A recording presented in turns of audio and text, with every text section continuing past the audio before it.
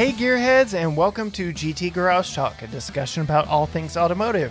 I am your host, Cory, and on this week's episode, we are talking off-roading, and not just off-roading, but off-roading responsibly, because I have the privilege of talking with the executive director at Tread Lightly, an organization, a 501c3 nonprofit, whose sole mission is making sure they help maintain the trails for motorized off-road recreation in whatever form that may be, whether it's full size, whether it's ATV, whether it's getting you to the fishing spot or the camping location, whatever the case may be. Matt and the team over at Tread Lightly really like to help promote responsible off-road use and motoring, as well as teaching people the right ways to do things. And we'll talk more about it with him, but the D in Tread is do the right thing. So without further ado, here is Matt Caldwell, Executive Director of Tread Lightly. I am so grateful to talk all things off-roading and treading lightly with you today. Matt, how are you? I'm doing great. I appreciate you having me on. Absolutely. So I first heard about your organization through Subaru, believe it or not, at the LA Auto Show as they were unveiling their Solterra EV SUV. But why don't you quickly tell our listening audience a little bit about Tread Lightly, your mission, what y'all do? Sure. Yeah, so Tread Lightly is a national nonprofit. We've been in existence for about 36 years now. We were originally started as kind of a branch or arm of the U.S. Forest Service. Okay. And the reason for starting Tread Lightly was kind of that time that those three-wheeled ATVs were making Yeah. their splash onto the scene. And credit to the Forest Service, they understood that there was going to be an impact for motorized recreation. And that was really the precipice in starting Tread Lightly. So we operated under the Forest Service for about 5 years, and then we were broken off into a 501c3 nonprofit, and we functioned like that since then. Our home office is in Utah, in the Salt Lake area, but like most organizations now, we're remote, and we have people actually all over the country. But we consider ourselves our home office there in Utah. Yeah, that's one of the benefits of a crazy past 2 years is the flexibility, and the labor pool grew tremendously, right?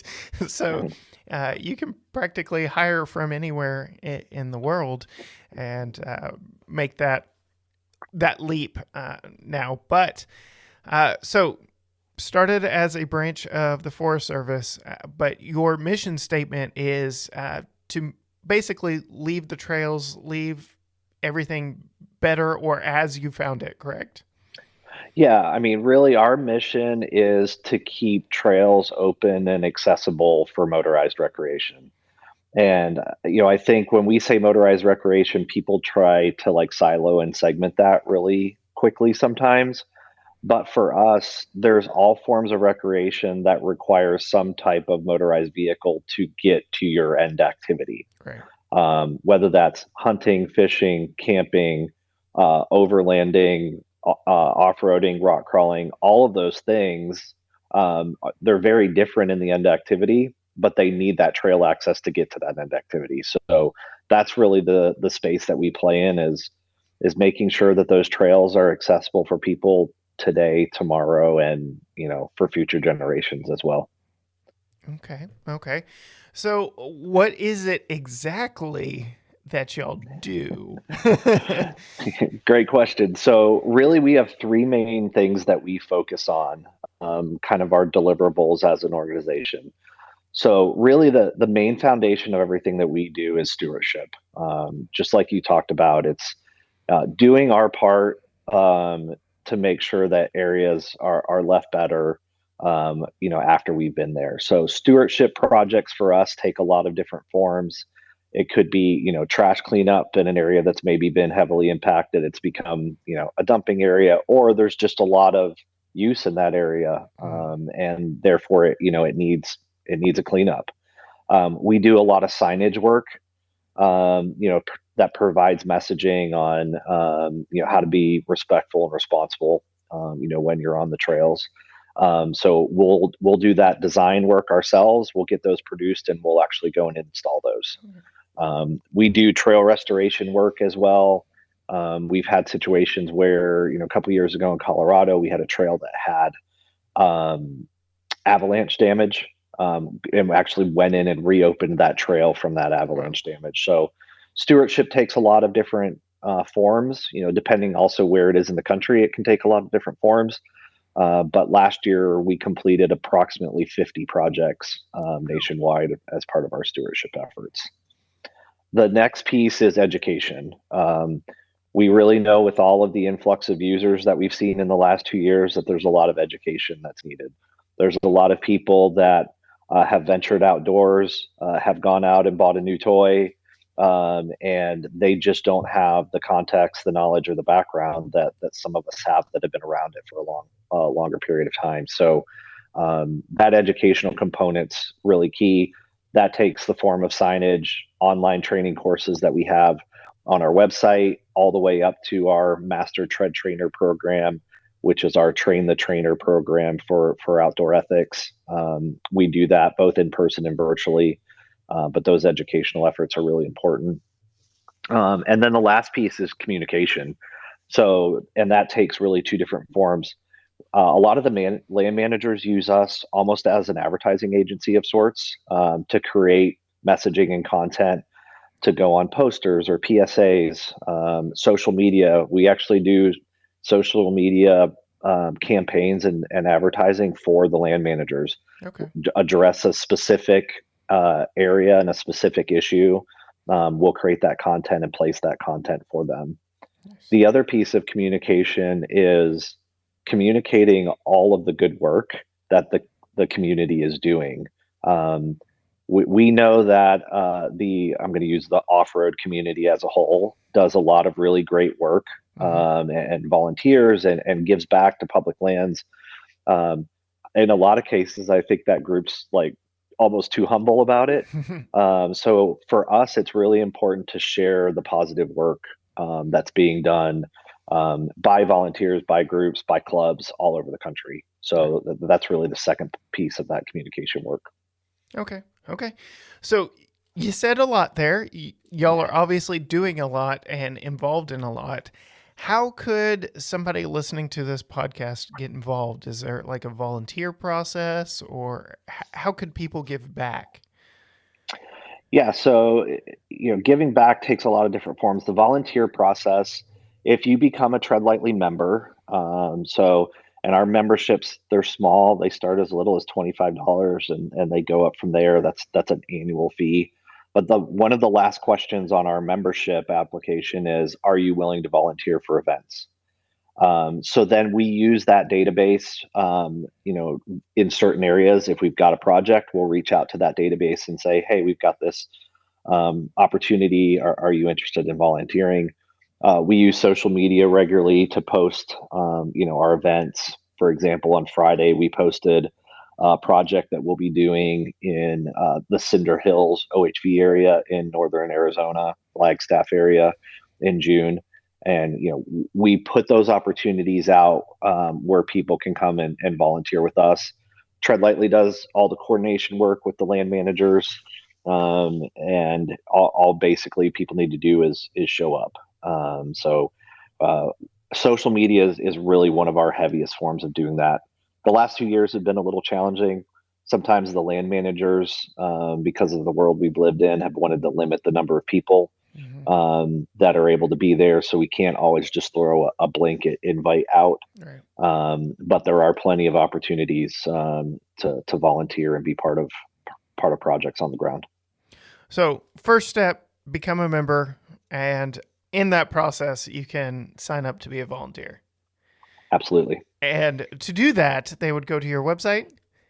Yes. Just head to our website, treadlightly.org. There's a button up in the top right-hand column that says Become a Member. Okay. Just click on that and it will walk you through the process. And we will also put a link to the website down in the show notes for those of y'all aware of where those are and how to access those. What are some other benefits of membership? So all of our membership levels bring like a little bit different level of membership. It's the normal swag stuff from the decals or the T-shirt or Right. or our top level hoodies and beanies. But we've got quite a few industry based partnerships as well that provide memberships. Some rebates on things like BF Goodrich tires or rebates through Discount Nice. Tire. Um, Probably our biggest member benefit right now. I was at Overland Expo this weekend and I had tons of people come up and tell me they've taken advantage of it. So we have a relationship with Stellantis, formerly FCA. Mm-hmm. And at our $100 membership level and above, you can purchase on the affiliate rewards program, which allows you to purchase at 1% below invoice Nice. on Stellantis vehicles. There's a handful of exceptions, as there normally is, Right. but quite a few people that I know have bought their Jeep Wrangler using that program, and it's a pretty substantial discount Uh, when you're going 1% below invoice. I bet, that's a pretty good company to get in with. Yeah, they kind of wrote the book on manufacturer supplied off-road vehicles there. So, yeah, that's a pretty hefty little benefit there.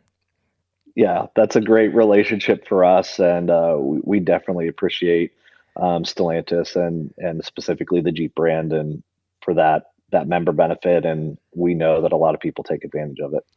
Have you seen interest from your membership base now in vehicles like the Wrangler 4xe, which is making even less of an impact on the environment? I know their social media push on that vehicle was, the silent aspect of Right. off-roading. Right. Yeah, no, we're definitely seeing that. I had 4xe conversations with quite a few people this weekend. Um, I think I think the 4xe, for example, is a great balance where we've got the ability to be electric for a period of time, but we also have the ability to convert over, if maybe we're in some place that we can't charge. And I think we're going to continue to see that. I mean, we know things are moving that way. Mhm. And I think there's some really great opportunities that address some of the, I guess, issues that you'd say that we have with motorized recreation. Noise is obviously Right. one of those big ones. So I'm excited to see what things we can continue to work towards with EV. And maybe some of those challenges that we're able to address with it. Yep. And I've had conversations with the head of Jeep, Jim Morrison, around. Hmm. We've got the new Grand Cherokee 4xe. They've teased their first full electric EV, though it looks more like a cute ute to me versus something that would do some serious off roading. But to your point, your organization deals with more than most consumers would think of because, again, you had to get to that end goal, and the trails definitely provide uh, pathways to that. So, very interesting to see where the future of electrified off-roading takes us, right? Oh, absolutely. I think full size definitely is really interesting. I think it's very interesting when we start drop down to like that UTV Mhm. market. I think it's really interesting there. We've had quite a few conversations about what's the possibility with technology there. We have UTVs that have to access trail systems in some cases through residential neighborhoods, Yeah. in an area like Moab or an area like Sedona. What can we do with geofencing that might allow us to control speed in Interesting. neighborhoods and then free that vehicle back up once it hits the trailhead. So Interesting. there's some interesting conversations and possibilities out there for sure. Wow. Yeah. The possibilities that technology opens up are just ridiculous. And then, yeah, you've alluded to some of that. So, what has been the impact of these last 2 years? Because it seems like, I think, even had the virus not been a thing, we were on a trajectory where overlanding was becoming more and more popular. Now you've got the Bronco. Now you've got like these off-road wars going on, and overlanding is definitely a thing. And people have been out and exploring during lockdowns and things like that. Have you seen increased wear and tear and more need for members and volunteers out there, or like you said, have the off-roading communities done a good job of helping maintain?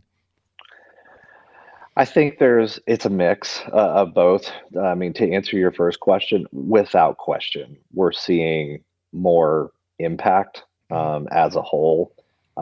There's just way more people out recreating than we've seen before. Um, and motorized recreation has obviously increased. So uh, I use this example sometimes. If if the number of vehicles driving down a freeway increases, that impact versus the number of vehicles driving down a trail, there's no comparison in the impact. So that means, from a trail access standpoint, that more people have to step up and, to use the tread principles acronym of the D, it's do your part. More people need to step up and do their part. We frequently hear, well, this is public land, it's my land, I own it, etc. Well, ownership has responsibility to it as well. Um, and I think that's a message that we need to continue to pass along to users. Because again, like you said, we've got new manufacturers that have re-entered a market in a different way. We have people that have never been involved in a specific form of outdoor recreation. Look at where we are with certain vehicles. Vehicles that can go almost anywhere and can get you to almost anywhere, that are fairly obtainable from a Right. price point. In a lot of cases, that's been a massive change in just what, 10 years. Right. Yeah. Um, and when we have travel management plans from our land managers that might be 10 years old, they weren't prepared for the amount of volume that they're seeing. So, it's key where individually and then organizations like Tread Lightly, where we have to step up, come alongside those land managers and be a resource. Okay. So you've mentioned land managers a lot. Who specifically, like, how does that partnership form? Because I know there's like BLM land, which is uh, basically free, open, wide land, and then you've got public, private. I'll let you dig into it. Yeah. Yeah, no, I mean, a lot of people don't realize, you could drive a mile down a trail, particularly in some of the western states, and you might drive across land from all of those land managers that you just referenced at one time almost. So, for us, we look at those land managers as opportunities for us to bring resources to. I saw an article last week about the Forest Service specifically. The Forest Service is about, I think the number was like 71% of where their total headcount should be. So you've had an increase in Mm-hmm. recreation. Mm-hmm. Well, we know we've had the workforce challenges that we've experienced. So here we have a reduced workforce, an increased use. So that creates that gap. Right. And the Forest Service, BLM, state parks, we work with all of those in different areas because they have different pieces of land that they're responsible for. But we see opportunities in terms of messaging and communication and education that we need to keep that messaging consistent because we know that person might hit those different types of land within a day, and we need to be consistent in what we're saying and the information that we're sharing. But for us, the land managers are really, they're an opportunity. It's an opportunity to bring resources, whether that's funding, volunteers, etc., but really jump in and be part of continuing to keep access available. All right. All right. So you mentioned an acronym earlier for TREAD. Mind sharing exactly those principles? Absolutely. Yeah. Not everybody knows that TREAD is actually an acronym. So the T is travel responsibly. R is respect the rights of others. E is educate yourself. A is avoid sensitive areas. And D is do your part. And those TREAD principles really are kind of the foundation of everything that we do. I'll revert back to your EV question, which is really interesting. I was doing an interview on Friday and I had the person ask me, are you guys going to create EV principles? And I said, that's an interesting question. But for me, the TREAD principles have always been the TREAD principles. Hmm. And what they've kind of stood the test of time. That even as motorized recreations changed, they all still apply. And I think that's really going to be the case, even moving forward. It's really good common sense advice Right. of how we can continue to protect our fun and enjoy the things that we enjoy moving forward. All right. All right. So I brought up earlier in the intro talking about I had first heard about Tread Lightly at the press conference for the new Subaru Solterra. Again, going back to EVs and off roading, it seems to Mhm. be the direction we're heading everywhere. What are some brand relationships? I know you've already mentioned Stellantis and the partnership you've got there. Uh, have you seen an increase in brands wanting to partner with and help spread that education? Absolutely. I mean, we've just recently, so last Wednesday, we made an announcement that we've formed a partnership with Rivian. Okay. It's been great. That's been something that we've been working on for a little while, and there's been some stuff happening behind the scenes, but we made that announcement on Wednesday. Rivian has really jumped in with Tread Lightly, and it's almost getting embedded as part of the culture there. Yeah. We've had, I think the number is about 12 individuals from Rivian that have gone through our master tread training program. And I know there's been multiple presentations done internally at Rivian that really start to lay the groundwork of we've created this amazing vehicle, but we also need to make sure that we're being responsible, and we want to make sure that we're sharing the message that our customers need to be responsible as well. We announced back in April, we announced a partnership with Nissan. Okay. That one has also been really great. Some of the biggest challenges we see with the OEs is advertising, Mm-hmm. and what's visualized in advertising.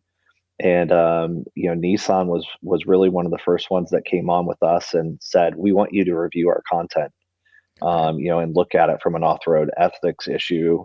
And we said, "Great, we're happy to do that," and we've got a great relationship. We don't consider ourselves the police that we say you can or can't do Right. this, but it's more about an awareness piece of like, hey, this piece has the potential to not look good on you as a brand. Let's leave that out. Let's.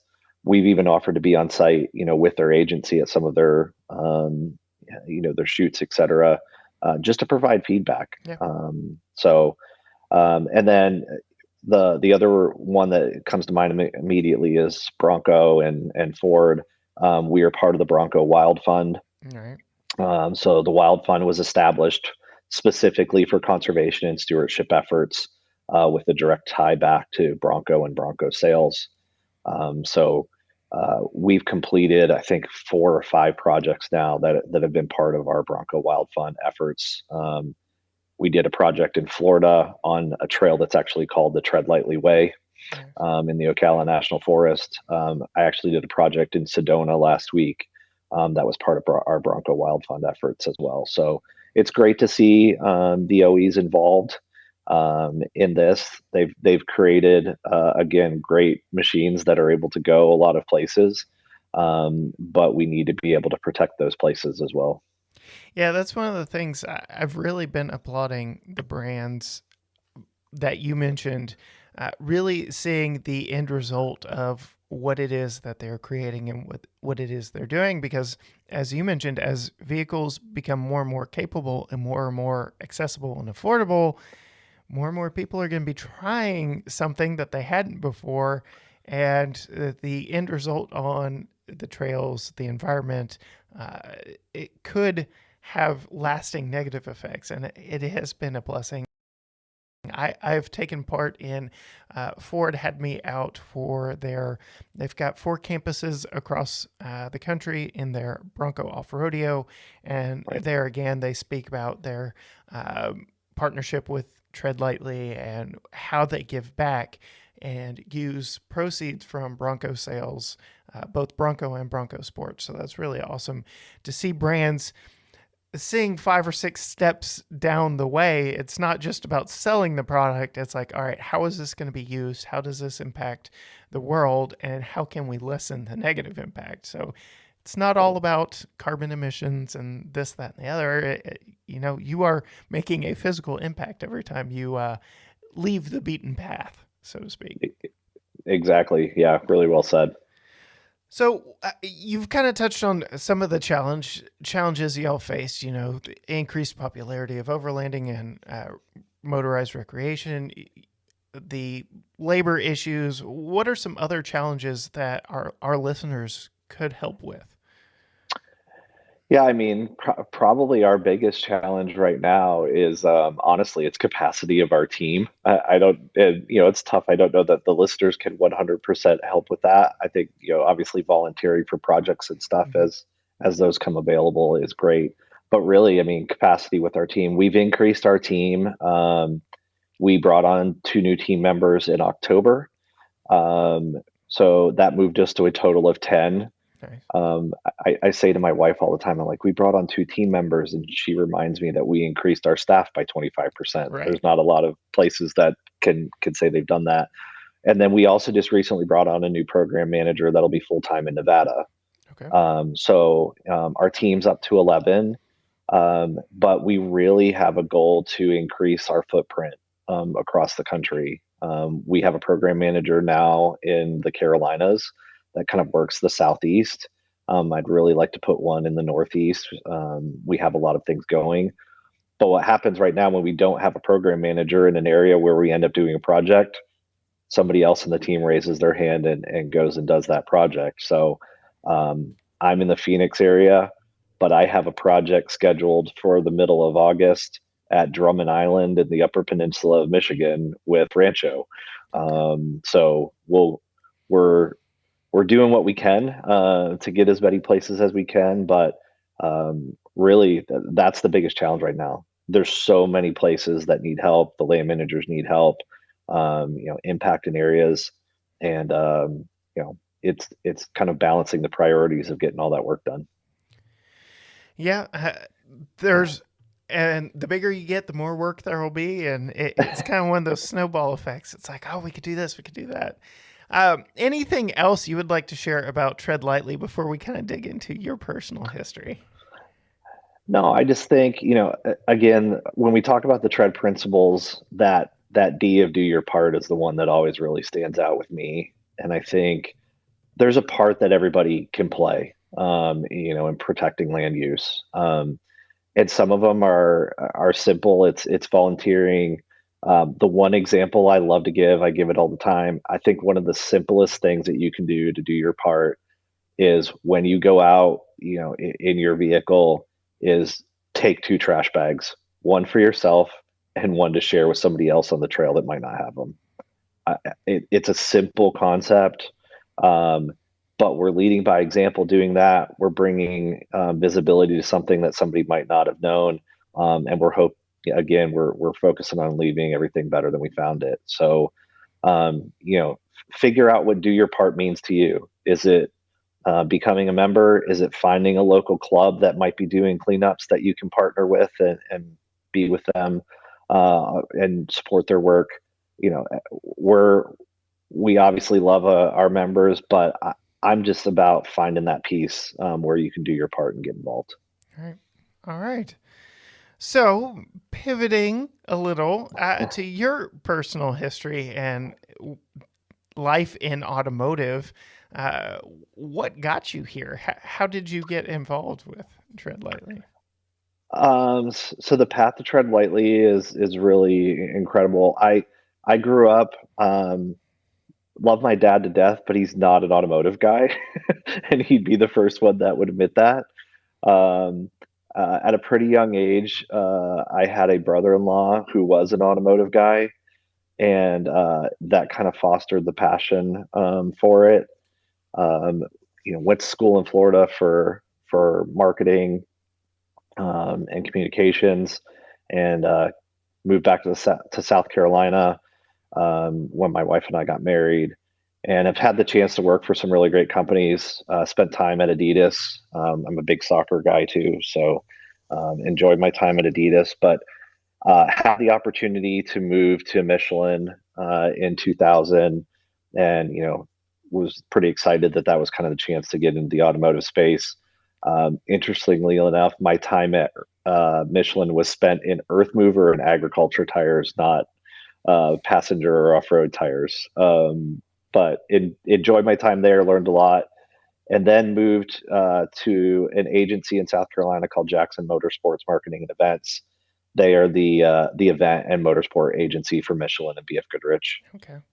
So really got to heavily involved in the off-road community through a lot of the work that we were doing there with BFG, whether it was product launches for KO2 or KM3 to all of the motorsports efforts in Baja and the short course pieces, and found not just that continued love for automotive, but a really specific niche in the off-road world that I really loved. So my wife and I moved to Utah in 2016, and was most recently with an agency with one of the large automotive groups there, and a former client from BF Goodrich, that's actually the chairman of our board at Tread Lightly, reached out to me in February of 2020 and said, "Hey, you and I need to talk.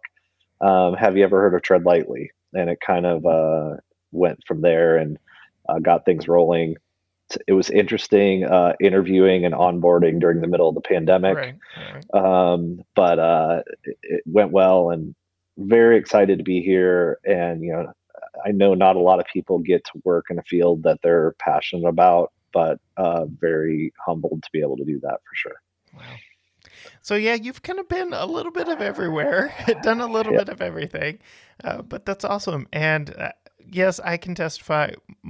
My mom was more of the gearhead than my dad was, and so always fun conversations growing up. But me and my brother definitely leaned into it more than either of our parents, for sure.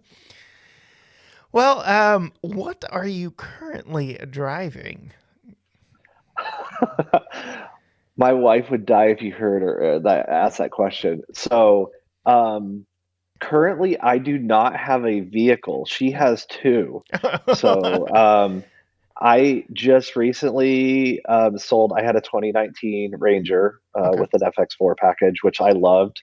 It had been all over the place and had done a lot of really great Tread Lightly projects. Mhm. Um, so I have sold that, and I am waiting on a Bronco Wildtrak that's been on order for a little while. So in the meantime, my wife is nice enough to allow me to drive her JK. So Nice, nice. Well, tell me more about this wild track. How'd you spec it?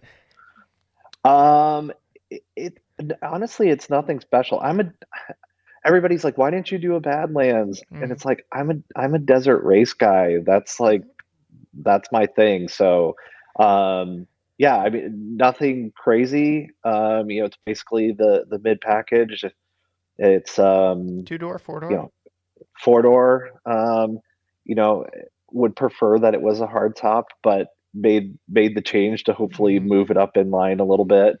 Um, I've had the opportunity to be in them quite a bit, and I love them. I know there's people that haven't had any opportunity to be in them yet, so I try to be a little patient about mine, but Right. definitely excited when the time comes. Yeah, I got a little bit of wheel time again at that off rodeo event in a two door wild track. And for the longest time when I went to BNP, that was the model that I went with. But now, having spent time in that one, I've got a friend with a black diamond. Ford brought us an Outer Banks to test for a Hmm. week. I think I'm probably more Badlands or Outer Banks, depending on Yeah, who I'm buying it for. right. Because my wife has joined our review team, and she did her first off roading in that Outer Banks at a trail not too far from us here. And she left that review saying, "So when are we getting one?" It's like, well, um, I think the options that are there are fantastic. mm, I think it fits a lot of different people. I had a Badlands at EJS. mhm, We did a couple, took it on a couple projects that we did during EJS. Um, I'm I enjoy, like, Moab and those areas. I'm not a big crawling guy. yeah. I'm more the go fast guy. So that's why I went the direction I went. Yeah, like I've watched so many Moab rock crawling videos, and my buddy who has the Black Diamond actually took his out there and did some stuff. But being from East Texas, I'm more like mud and dirt and like just exploring the woods kind of off Yeah. roading. So, like hearing bash plates hit and all this stuff, it my heart sinks hearing metal scrape on rock. I, I was even I go ahead. I understand that. We were at Winter Winter 4x4 in St. George, Utah, or Hurricane, Sand Hollow area, 2 Januaries ago. And I had a guy that we were on the 101 course. Tread Lightly had Mhm. sponsored that, and we were out. And the guy that was our trail lead, he said, "Damage? What do you mean damage? If it can be unbolted, it's not damage." Nice, nice. Well, I was driving a off-road course at. I'm a member of Texas Auto Writers Association, and we do an off-road event every fall. And we were actually head-to-head testing the Jeep Wrangler 4xe against the Rubicon 392 because our fans asked for it, Mhm. and we made it happen. So Yep. I've got Scott Talon, the head of Jeep marketing, riding Uh-huh. shotgun with me in the 4xe. I am following what my spotter is telling me to do. And sure enough, it even made it into the video, like just the scrape on this big rock I was crawling over. And Scott's like, "Man, it's doing what it's supposed to do." But I'm like, "No, no, it's not." Like, yeah, rock crawling looks fun. I don't know that I could ever do it in something I personally own for that reason. It's just, it's gut wrenching. I completely agree with you. It's challenging sometimes, and I'm always really sensitive. Just like you were. We get loaders sometimes from different manufacturers. It's like, please, I don't want to do anything to this. Right. I want to return it in the state that I received it in. So Yeah, and like again, due to the popularity of off-roading now, like they're making vehicles a little less off-road capable in favor of a little more on-road comfortable. Case in point, I had the Lexus LX 600 F Sport, which oh 22-inch wow, wheels and tires, like not off-road tires whatsoever, but it had running boards. And so you've got this awesome adaptive hydraulic suspension, but you've got these permanently fixed running boards that are negatively impacting your ground clearance and your breakover. And it's just like, yeah. uh, So, yeah. uh, fun times, yes, for sure. But I do have to ask. So you're currently driving a JK. You've got a Bronco on order. Are you going to order some House Divided stickers for? It's funny. We moved down from Utah last year, and the house is definitely divided because I have the tendency to be much more of a Ford guy. That's how I've grown up, from Mustang to Raptor. I've had several and I love them all. My wife is definitely a Jeep and Ram. That's where her loyalties lie. So there is definitely a little bit of a house divided for sure. No, no. Similar situation here, but in reverse. So I believe if like we just had 100K to spend on two vehicles for my wife and I. She would be in an Outer Banks Bronco, spec just how Hmm. she wants it, and I would be in a Rubicon Wrangler because shortly after having that Bronco for a week, I hopped in a used Rubicon here just to do a quick little review, and everything just it felt right. It felt like I Yeah, was home again, and yeah, it's all personal preference. Me and ab- some fellow journalist friends joke about how they're similar vehicles, but they have two different missions. You know, the independent front suspension on the Bronco makes it so much better to live with daily. hmm And yep. the true Jeep guys are never going to give up their solid front This axles. is our So, Vexel. Yep. yeah, just We used to learn that in the tire industry too. It's a funny question. How many of people ever push a tire to its full capability? mhm. But we love to talk about everything that they can do. Oh So, yeah. Oh yeah. Same in the on-road community. You know, you talk horsepower and limited slip differentials, this, that, and the other. But in the grand scheme of things, how hard are you really pushing it? This thing has been engineered to perfection, and you're on public roads. Like, come on. exactly. No, Well, it's one of the things that's great. Preference is a fun thing, and right. it's what makes driving up and down the road or up and down the trails fun. See Absolutely. other people and their interest, and the way they use their vehicle. It's part what that makes it fun. And, you know, there's the old saying, competition breeds innovation. I cannot wait to see the next generation Wrangler and how they up the ante because Ford really did bring it. A Yeah, lot of common complaints and shortcomings of Wrangler are addressed with Bronco, independent front suspension being one of them right, for better on road handling. The JL was a right, huge step above the JK, but there's only right, so much you can do. So right. I I am very interested to see how that quote unquote rivalry continues and how they spur one another on.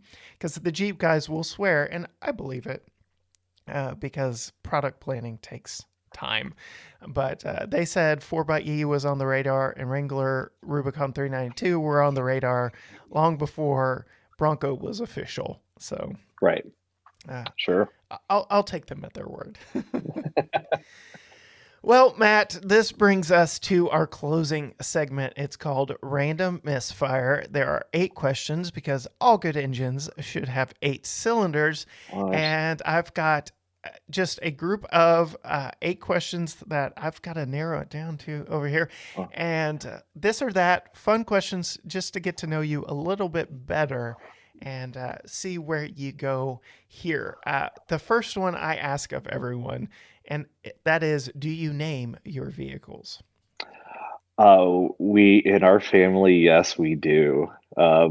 Not as much me. I have twin 26-year-olds, and Okay, my wife. They are pretty meticulous about naming the vehicles. nice. Um, whether it's been even the RV in the past had the name too. So Nice.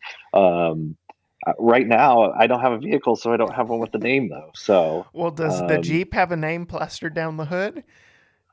uh, I don't know. That's a good question. Yeah, see? Uh, that that's something I guess I got to think about. That's becoming an increasingly big thing. Like, again, I would be shopping Rubicon and I would leave Rubicon on the hood, but you know, around here I've got some friends, Silver Fox, Right. Bunny, um, Shark Bait are some of the names that of Wranglers around here that I know about. Well, the Ranger had tread lightly down the side, Okay. pretty bold. So I have a feeling that the Broncos going to have that on there somehow. All right. All right. Let's see here. Ooh, some of these, just given the nature, I already know, like off road or on. Here we go. Here's a good one. Do you hand wash your vehicles? It depends on how busy I am. Hmm. I'll I'll tell you the abuse that the Ranger took and some of the places that the Ranger took. Um, I was I'm pretty meticulous. If it's got a lot of dirt on it, I'm going to clean it off before I ever take it to a car wash. Right. But I'll admit, from a timing standpoint, I give in sometimes and take it to the car wash. Yeah, my '07 Silverado that I had what feels like eons ago was the last one I regularly hand washed and took it off road, did some stuff in it, and unfortunately and fortunately, hand washing it allowed me to see some of the damage that I was doing to it in the process. So it's like, how did that get there? So Yeah, that couldn't have been me. more tech or less tech in vehicles? Ooh, wow, that's a good question. Um, I'm going to split it. I would say in full size four wheel drive, I want more tech. Again, and maybe that's why I'm a little bit more drawn to the Bronco. Mm-hmm. I would say so. It's something low like UTV, less tech. Mm-hmm. Um, uh, so I think some of it depends on the vehicle. Um, I, I I think the thing for tech for me though is it needs to be purposeful. Mm-hmm. It can't just be great tech. It's got to be purposeful for what I'm using it for.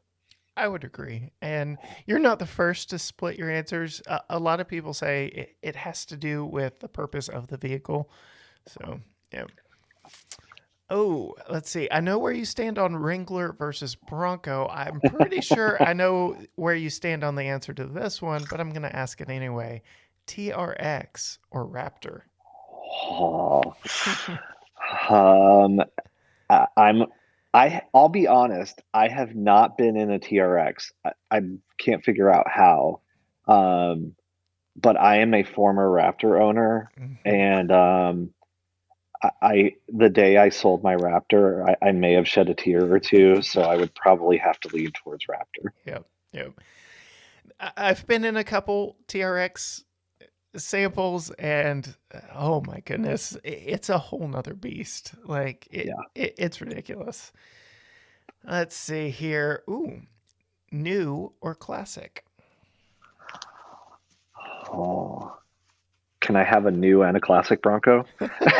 Hey, that's like the perfect two-car garage, right? Exactly. I, um, I'll be honest, because I didn't grow up in like the huge automotive family. Um, I didn't have that like working on vehicles a lot. Mhm. So I think maybe the classic probably lends itself better to my skill set than the new technology. So You if it c- was from that aspect, probably a little bit more old school. yeah, you can fix those old cars with a hammer and a wrench. Like it Exactly. makes it very simple. Exactly. Manual or automatic? Um, if I'm off road, my preference is automatic. Um, Um, if if I'm in something more performance on road, definitely manual. My Mustang was manual and loved it. Yeah, I daily drive a six-speed manual, but I to this day have not taken a purpose-built off-road vehicle in anything other than an automatic. Yeah, Uh, there's definitely a lot more technical skill that goes into it, modulating everything. So right. that would be an interesting one. I'm sure a day is coming because, again, I mentioned we do a regular fall event around off road vehicles, but it is a little bit of a dying breed, too. So, Yeah, hmm. for sure. Oh, let's see here. So many good ones to choose from. We'll go here. Favorite car movie? Uh, Honestly, I would say I love Ford versus Ferrari. Mm-hmm. I think it's a great storyline. It's a great movie. Um, I will admit our family might be Fast and Furious junkies, though. We've seen them all like multiple times. um, and when you can quote the majority of the movie, you've seen it too many times. But Yeah, yeah. I cannot tell you at what number. because they don't just like number their movies. I can't tell you what number I bailed. I think it was 7. I think I bailed on 7. But yeah.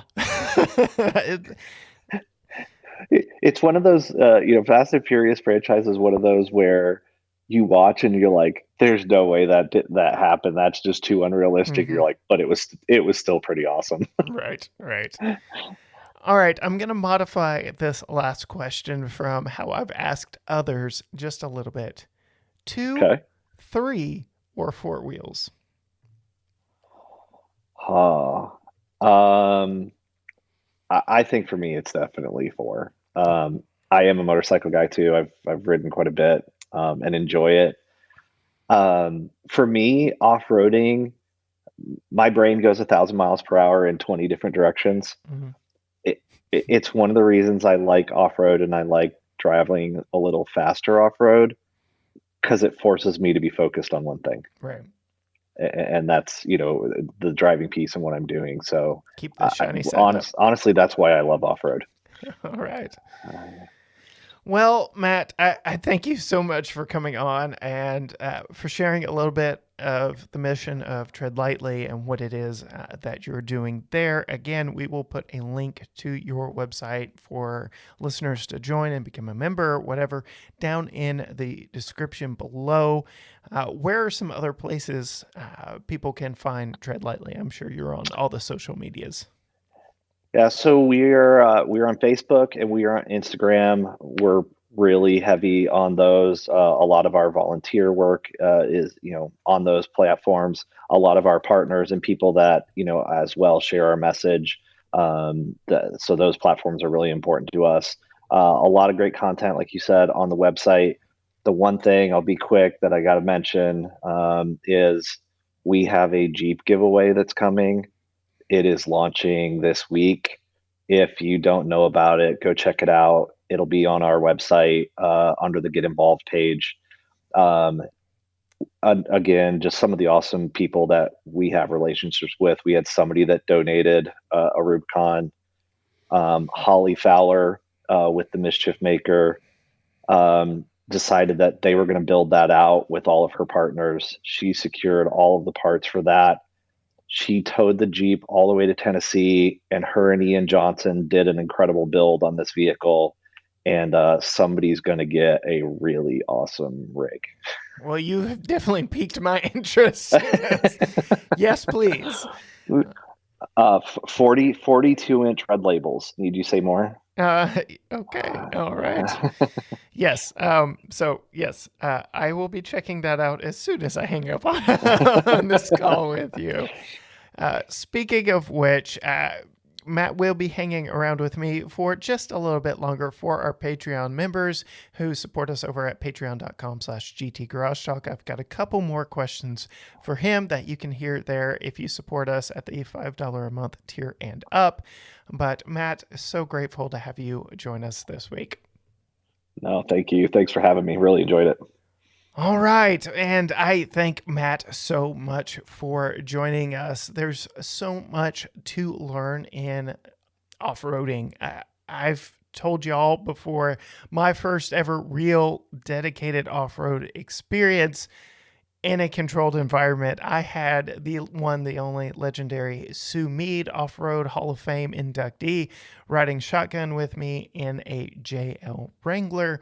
And just learning everything you need to know about piloting a vehicle is one thing, but then the impact of being off road and being in the wilderness and maintaining that is so important. And so for that, I thank Matt for joining me this week, sharing all that Tread Lightly is doing and exactly how you as a listener can play a part in that. You can head over to their website. Again, we will link that down in the description below. Be sure and follow them on Facebook and Instagram, because they are doing some amazing stuff and helping educate those new to the off-roading community. As with us, you can find everything that we do at gtgaragetalk.com. Until next time, bye.